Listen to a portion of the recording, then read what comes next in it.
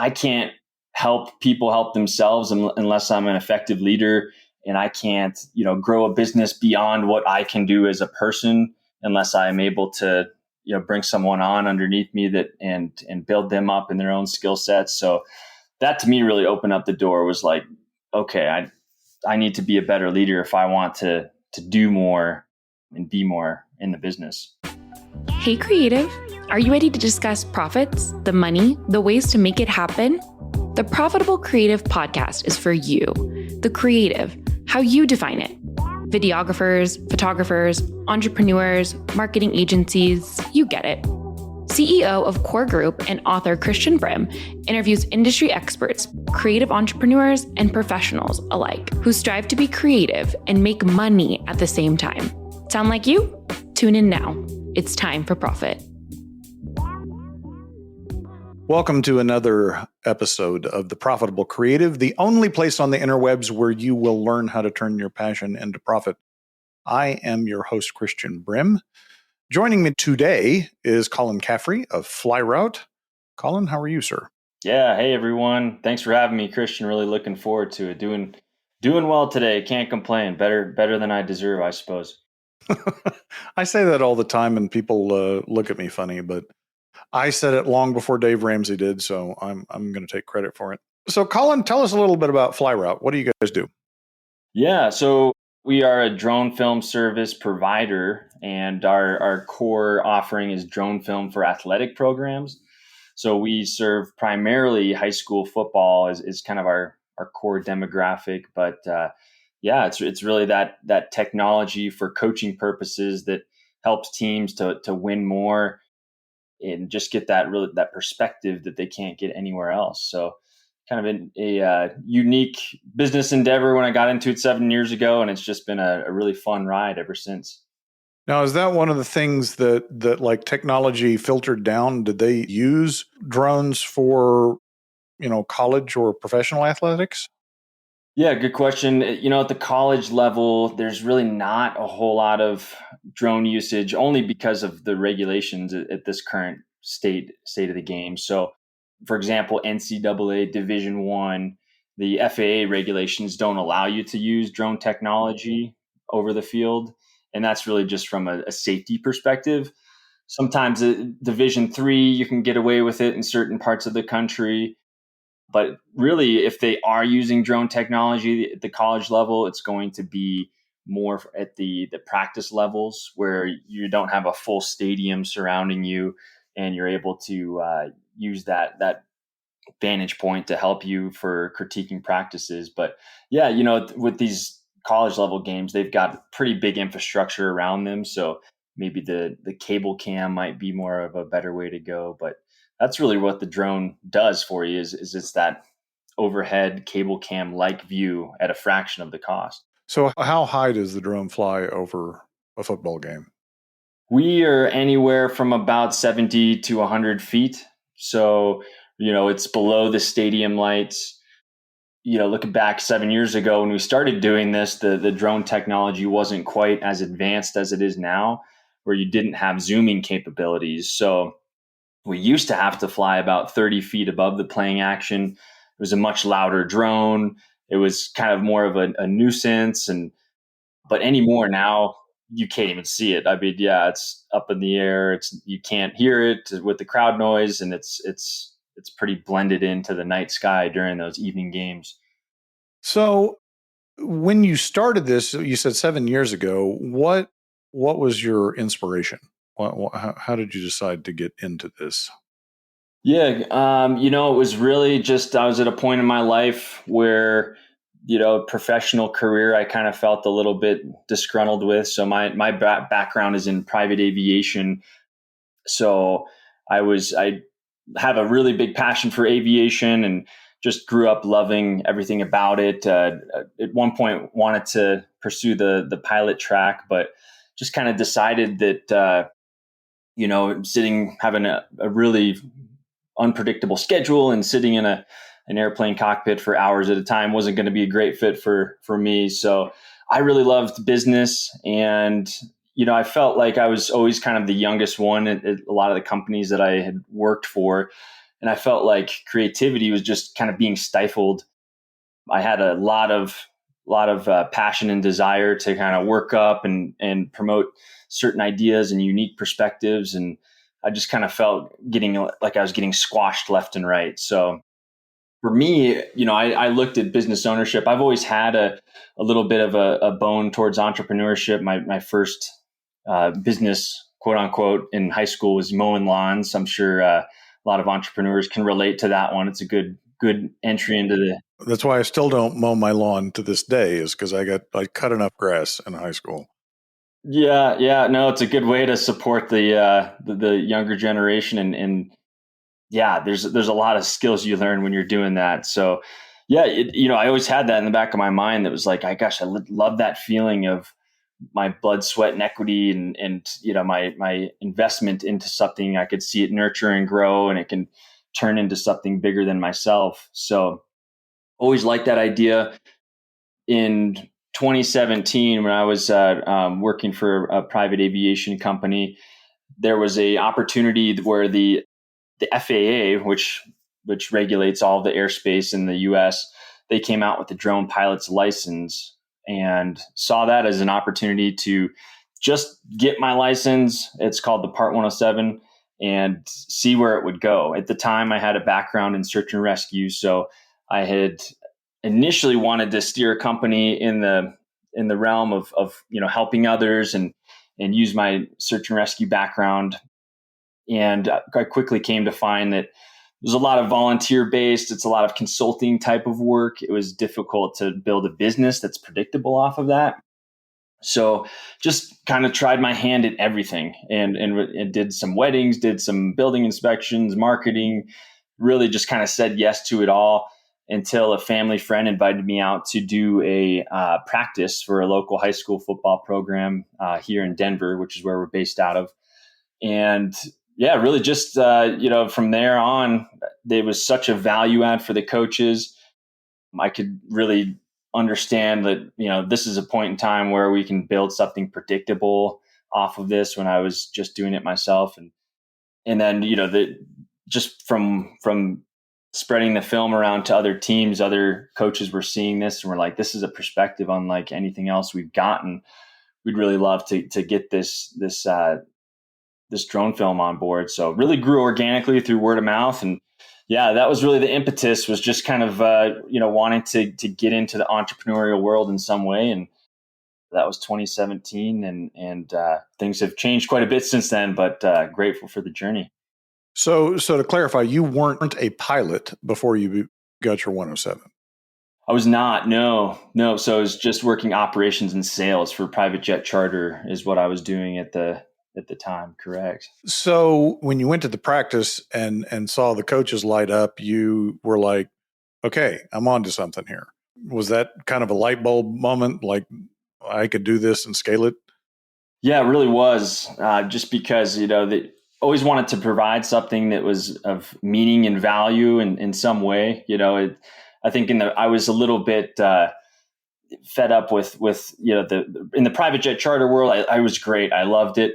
I got to work with some amazing people and meet some amazing people who were, flying privately, and they were the 1%ers of the world that were, very successful in their own right. But what was very, I guess, a little bit disheartening was trying to make these cold calls on the phone nonstop, and trying to, pitch somebody on a service that they may or may not need. And it was just a luxury type of product.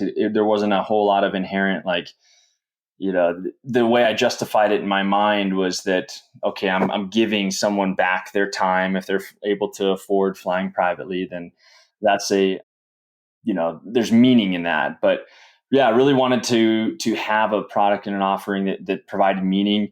And the second I saw, the coaches and the athletes, and the way that all of the coaches were able to do their jobs more effectively because of what I was giving them, that just really, brought a smile to my face and made me feel really good. And it also helped athletes to be able to get recruited at higher levels and play, at universities. And because they had that better coaching, and they had better recruiting tape as well. So to clarify, and just so you listeners heard that, make sure you heard it. It wasn't like you went out there and got a drones license and said, okay, I'm going to go film high school football. It was you tried a bunch of different things and you just landed on something that fit.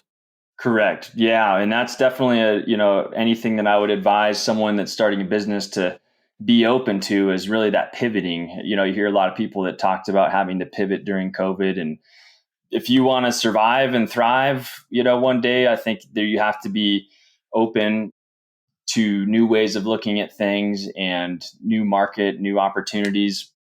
I think it's a delicate balance, right? Because I myself, I'm a big dreamer and a visionary. So there's a lot of shiny objects floating around out there. And I always think like, ooh, if I, start this business endeavor, that'll take off and that'll supplement what we're already doing. And so you kind of want to ride the line somewhere in the middle where, if you see the writing on the wall of, hey, this isn't going to work, don't be afraid to pivot. But if you do find something that works and you got a really great product market fit, I would just go all in on it and stay dead focused. And at that point in time, just maybe pivoting and doing other things is not in your best interest. I think what I hear from you also is that you're not a drone pilot first. You're a business owner first. And that distinction sometimes gets lost on people because they get trapped in the skill set that they have, whatever their skill is. And I don't know how many drone pilots there are in the United States, but a lot, but nobody else doing what you're doing. Yeah, I think, what helped me in the early days and even now, I still do this, is always reading as many books as I can get my hands on about business ownership and listening to podcasts and really just trying to immerse myself in the environment of being a business owner. And you come to learn pretty quick that it doesn't matter what, market you're in. It's like at the end of the day, you're all the same in terms of, how to make a business thrive. And to me, I thought one book that really influenced me in the early days was John Maxwell's book in leadership, not seven habits of highly effective people, but I got it behind me here, the 21 irrefutable laws of leadership. So that's one that really stuck out to me. It was like, well, I can't help people help themselves unless I'm an effective leader, and I can't, grow a business beyond what I can do as a person unless I am able to, bring someone on underneath me and build them up in their own skill sets. So that to me really opened up the door. Was like, okay, I need to be a better leader if I want to do more and be more in the business. Yes, absolutely. Today's episode of The Profitable Creative is brought to you by Core Group. Are you tired of doing it all yourself? Do you feel like you have no plan? Let Core Group guide you to build the business of your dreams. Core Group, your go-to accountant for creatives. So when you started the high school football, how did you approach your pricing? What was your thought process on how you came up with your initial offering versus how you do it now? I hadn't thought about that for a couple of years now that we've kind of like settled into a good little niche. So it's interesting to think back to what those early days were like, because that was a bit of an intimidating factor of like, gosh, I don't want to ask too much and then freak someone out and they're going to run for the hills. And then I didn't want to have set my pricing too low to where I can't support the health of the business and then we're out of business in a couple of years. What good is that? So there's definitely a sweet spot in there. And I would say, from anyone starting a business is to do as much market research as you can. Go out in the industry, ask other people who are doing similar types of work and really get a feel for, what's acceptable, what's not. For what we do in the drone film service, it's a bit more of a white glove approach where we've got a dedicated pilot that's assigned specifically to the team and they follow for home and away games. A lot of FAA regulations that we have to make sure we have airspace compliance. So I knew from the get-go that what we did was going to be more of a kind of luxury and a higher end price point versus like a traditional press box, like videographer type service. So I knew that. I asked around to a couple different videographers in the area. I said, "Hey, what are you guys charging for game?" And not to be deceitful, but I was saying, like, "Hey, these teams might want to hire you. If they do, what could I tell them? If they're interested in your service." So it's not like, I was trying to take over their business, but yeah, it's good to have a pulse on that thing, on those things. So once I got that price point figured out of where I could kind of fall in, I would say there's probably 3 or 4 different revisions of pricing structure. I think initially when I started out, it was way too low, and I realized, oh my gosh, I can't cover the cost of equipment year 2 or year 3. And I had to go back to my customers and say, hey, because of the price of equipment, we really have to, boost our pricing to support the business and afford what we're doing. And they understood. I think at that point in time, I was so early on. I think the most important thing for me and anyone else that maybe is getting started is just to, even if your price point is a little too low to start with, provide that value, show your worth to your customer.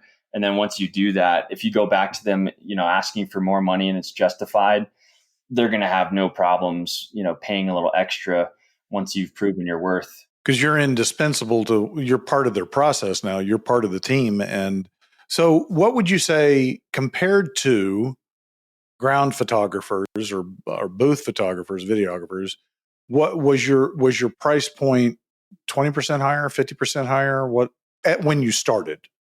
Sure, Joe. When I started, I initially I paired up my pricing to be about the same as a press box videographer. And then once teams were seeing our film and they were just scrapping that video perspective altogether, I was like, well, this really isn't going to be sustainable if I stay at this price point. And now fast forward to today, we're about nearly double the cost of what it would take to hire a press box videographer. And that's not to say, that we are just raking in cash left and right. I mean, we're still, operating at a fine margin, and we have to be responsible with what we're doing as far as our spend goes. But it's definitely, I can take a big sigh of relief, knowing where we're at financially now versus, go back 4 years ago. It's a little scary at times. Yeah, and I'm going to emphasize again for the listeners, they doubled their prices within the first 4 years, and I think everybody tends to lowball their service when they're starting out because they're unsure, especially when you're going into something that's novel, that's not being done. You don't have anything to compare it to. You had something to compare it to, but it wasn't really apples to apples, right? And so I think even if you are just doing what everybody else is doing, I think you starting out want to pay the bills, get the business. And so we do tend to lowball our prices. But to your point, Colin, if you provide something that is of value, you can charge for it. And that's the difference, is figuring out what that value is that you can provide that distinguishes you from others and deliver on it. And then your customers will pay for it. No, it's a great point, because I think adding on to that too is that, 2 things in the early days I think were pitfalls of mine, and I see happening a lot talking to other business owners as well, is that if you get rejected at a certain price point, you feel maybe a kind of inner need to have to lower, your offering or what you're asking. But just know, I think starting out, that maybe what you're offering is such a niche type of product, or it is at such a premium price for a reason, right? So it's okay to that it's not for everybody. Yeah, because you're not filming all the high school football teams. Let's dig into that for a second. In Colorado, in Denver, where you've been there longest, what percentage of the high school football teams are your customers of the total market, would you guess? So for today, there's 5 different levels, right? For high school football, it's the highest level here in Colorado is 5A, and then it goes down 4A, 3A, all the way to 1A.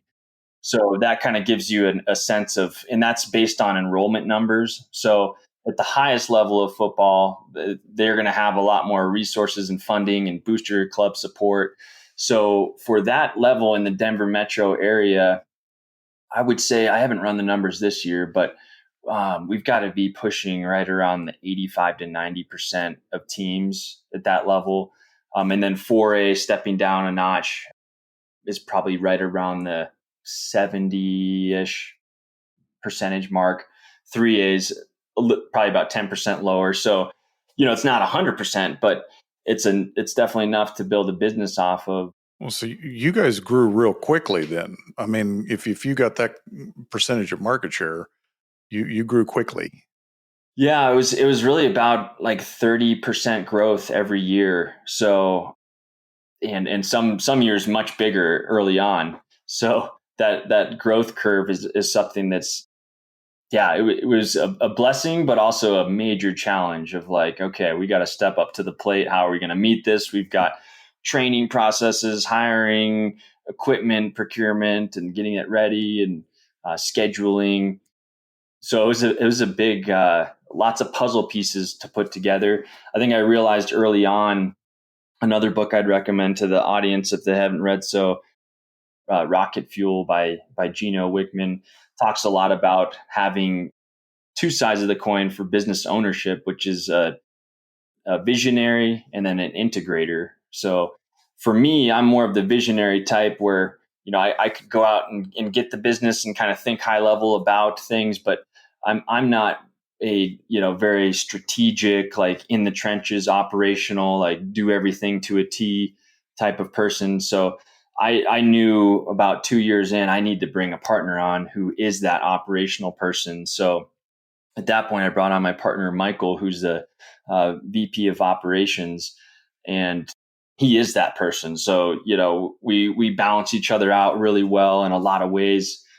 He reins me in from trying to go catch shiny objects, floating around in the sky. And then I just help, to be that customer facing interface. So that's something I'd highly recommend is having those 2 sides of the coin. It would be safe to say that you were not, when you started and started gaining success, you weren't prepared for that level of growth. Like you had a lot of things that you had to lay down foundationally to support that growth.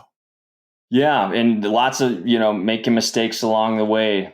That's definitely part of the process. So I think that wasn't prepared for it right away, but when it came, it was either a, hey, are we going to turn this down because we're scared of it and we think that it's going to be too much for us to handle, or are we going to, figure out a creative way to solve this issue and step up and deliver. So yeah, I think back to 2018, 2019, at that point in time, I had, let's see, there was 3 teams that I was serving in year 1 and 2.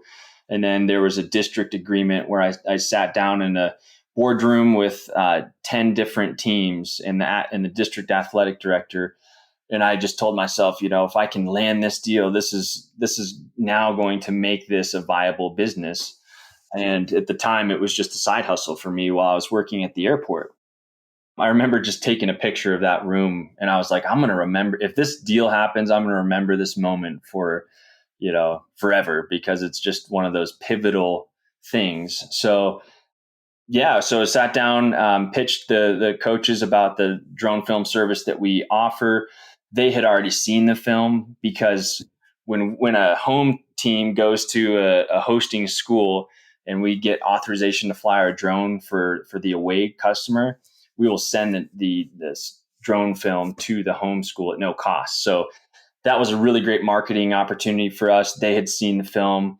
So it wasn't a whole lot of like, hey, I need to pull your arm and leg to buy this service, because they already know what the value add was. But it was more of a, hey, I'm wanting to talk to you a little bit more about how, like, if you were to pay all this lump sum of money, this is why you can trust us to follow through with what we say we're going to do. So it was more of a trust meeting more than anything. And once that deal landed, it was like, oh my gosh, we got to hire 10 pilots and train them and get all the equipment. At that point, the most we'd done was 3. So it was just like jumping into the deep end that year. But so grateful for it. You got paid upfront for the season for all the schools? The way we structure it, just because, reading, the way we got connected was through the Profit First world. So kind of highlighting some of that, the cash flow side of things really needed to connect in a way to where I didn't want to have to be beholden to banks and lenders, and I didn't want to have to go down this route of worrying about paying my bills. So we had set up the business in a way to where we could invoice enough upfront to cover the cost of our equipment. And then fortunately, a lot of the schools were okay with paying the labor upfront as a deposit as well, because they didn't want to process biweekly invoices, for 10-game regular season. It helped them a lot. So that was huge, being able to just say, hey, here's the amount. And then they agreed to it. And then at that point, the customers were kind of our bank at that point. So The Customer Funded Business is a great book I recommend. And it talks about various companies in different industries that have basically had their customers fund their growth. And in your situation, that's exactly what you did. You had them pay you first, and then, okay, I'm going to go find these pilots and buy the equipment and get it done. So what is your experience with Profit First? Has it made a difference in your business? it really has. Yeah. Gosh, just, not having a background in accounting or business ownership or really understanding bookkeeping at all. In the first 2 years of running the business, I ran everything on just a spreadsheet, which was like a very, like, if you can imagine, just like the ugliest spreadsheet that was like not up to date with the weirdest numbers and notes. And it was hideous. It was so bad. I think when Michael came into the business, he was like, yikes, what am I getting myself into? He helped, we got QuickBooks Online shortly after. But I think, Profit First, what it really instilled in me early on. And I'm so grateful and blessed that I was able to read that book in my journey when I did, because had I not, I think I would have ended up in a position to where, constantly overspending, really not managing what's being put aside for tax saving purposes, for just, profit saving, and really not even knowing what to pay myself at the end of the day.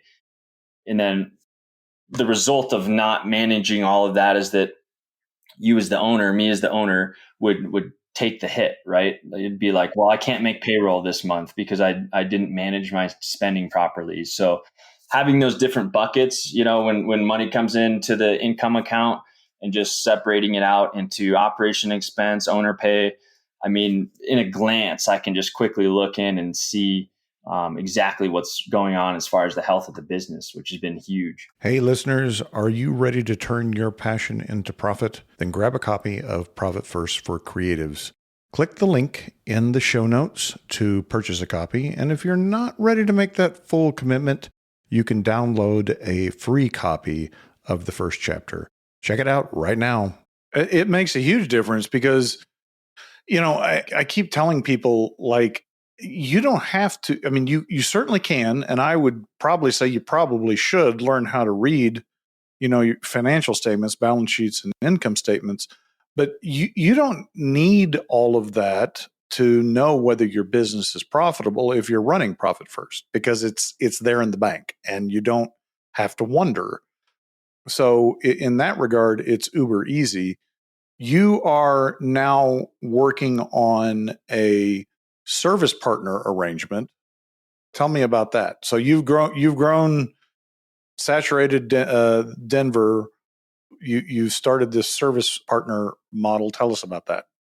Yeah. It's been an exciting opportunity over the last couple of years of launching this program. So it's like a franchise in the sense that have, kind of like a franchisor franchisee type of model, but it's an equity partnership model. So basically what it allows an investor, an entrepreneur who wants to join the FlyRoute brand and start their own location, they can buy in for a minority ownership of their own FlyRoute location. And then we really provide, we're not just a overseeing like franchisor that, comes and cracks the whips about how you're doing things, but we are a partner. So we're in the trenches and really invested into seeing the enterprise value of each of these FlyRoute locations really thrive.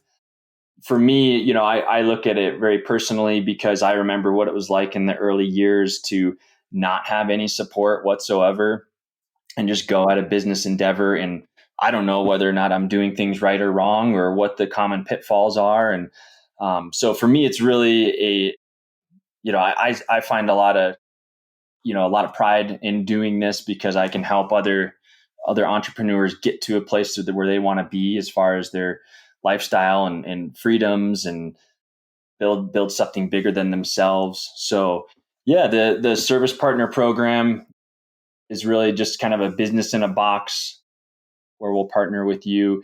And we're really looking, to build that mutual trust relationship.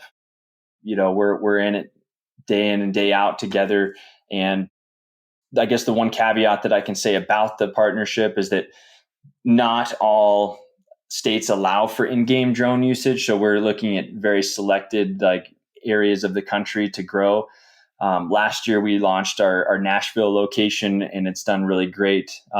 Shout out to Chris if you're listening. So not Christian, but Chris, our partner in Nashville. He's been just crushing it out there. So looking to areas like Florida and Alabama, anywhere in the Midwest. Unfortunately, like Texas and California don't allow in-game drone usage, but great opportunity to partner with someone who's highly motivated, maybe has a sales or operations background and wants to start a business of their own. Don't need to be a drone pilot. No. Surprisingly, that's kind of the easier thing, I suppose, to kind of learn along the way. What becomes more difficult that you can't teach is, maybe you can teach it, but it takes longer, is the sales and operations side and some, business ownership mindsets of really getting into the trenches, getting your hands dirty and wanting to be very detailed oriented about seeing things go smoothly and right. But we help. So for example, like Chris, he came to us in Nashville with a heavy sales background. And we were able to help him through the operational processes. He didn't have any drone piloting experience. So we'd worked with him to get his drone pilot's license. He got that. And we did some training with the equipment. And we have a 90-day program that we run all of our new service partners through, really just to give them all the tools that they're going to need from, here's the marketing strategy for going to coaching conferences, and here's the process that you go through for contacting teams and having them fill out forms to sign up for the service. And then, what's the best equipment to use? What's going to be the most safe, the highest quality, and how are they going to deliver on this promise after you've made the sale and really execute a high level drone film service. So very excited to continue that program. And if anyone's listening that's interested in that, you can go to FlyRoute.com and the contact page. There's a little entrepreneur drop down that you can click on to learn more about that. So were you inspired by some other business that used this service partner model that you kind of copied it off of, or where did you come up with that idea? Well, I think the initial thing that most service businesses or even product businesses maybe go the direction of is that are more of a demographically based business that they, you need boots on the ground to manage. They go the franchise route. So, I did a deep dive into that. And at certain points, I was maybe even looking into potentially investing into different franchises. But the big drawback I kind of saw with that was that there is I guess a little bit of a restriction that the franchisors can place on franchisees that limit what they can do with the business. For us, even though we're doing very well in high school football, in a different part of the country, someone could be doing a lot better in lacrosse, or they could do a lot more with like university instead of high schools. So we didn't want to limit what a partner could and could not do as far as their opportunities go. So if they need to pivot operationally into something a little different, it still needs to be sports related. But if they want to do something else, we can help that. But yeah, to answer your question, I'd heard about this model. My brother-in-law, Alex, is in a service partner or an equity partnership model. And I really liked what it had to offer because he could invest a lot less of his money than he would have to otherwise, because the partner was supporting in financially and also with resources. And, as long as you have the right person that has the right drive, then you can see kind of a mutual success relationship type start to happen. But so I really liked that. You could get a lot of younger, eager guys who really want to make something that don't have a lot of capital that could get into this. Whereas franchises, you've got to have hundreds of thousands of dollars to typically drop into that, which ours is, our price point is $29,000 for the initial investment. Which is very low, honestly. Even for a service franchise, you go open a Service Pro or Jana King or any of those things, you're going to put out a lot more than $29,000. All right, my last question: how did you come up with the name? The name FlyRoute is for those who are unfamiliar with football. So there's a route tree the offensive line has. So for wide receivers, depending on what direction you're going to run, they call it something different. So a fly route, or referred to as a go route, is where a wide receiver runs straight towards the end zone. Typically if they pass there, he's going all the way for a touchdown. So fly route was, initially when I named the company, it was called Angel Hawk, because we were gearing towards search and rescue and wanted to appeal to that audience. But that was about 5 years in, I was like, this is not appealing to sports. Angel Hawk does not speak to coaches. So really having that, and then underneath the logo, it says Drones for Athletics. So you could look at it real quickly and just be like, even if I don't know what FlyRoute is, it has fly in it. It's probably aviation. Drones for Athletics. Okay. You don't have to ask any questions about what it is. I think it's brilliant. I think it's brilliant. Did you, I'm assuming that you did all of your intellectual property work and have it copyrighted and trademarked and... Yeah. We've got that. That is out there and pending. So it's a long process for it to get approved, but yeah, that's definitely something worth looking into early on in the business. And luckily we got the domain name that was just up there. It was available, FlyRoute.com. So that was the tricky part, was like, even more than just copywriting it, I want to make sure you can get the domain name so you can tell people easily where to find you. So you didn't have to buy it from a squatter. It was available. It was for sale through a brokerage. And I think for this one, we ended up going, I think it was like $1,500, I want to say, which is more expensive than some. You can get into some of them for like $7, but for that price point, for the exact name of what we were going to call ourselves, I was like, wow, we got lucky. Well, Colin, I really appreciate your time. You're sharing your insights and experience. Listeners, if you will rate the show, subscribe, follow, if you like what you're hearing. If you don't like what you heard, email Colin. No. Send us a message and let us know what you would like to hear. And please share the podcast with others in creative industries. Until later, ta-ta for now. And that's a wrap for today's episode of The Profitable Creative. Until next time, you money lovers. And don't forget, Profit First for Creatives is live via Amazon. Link below.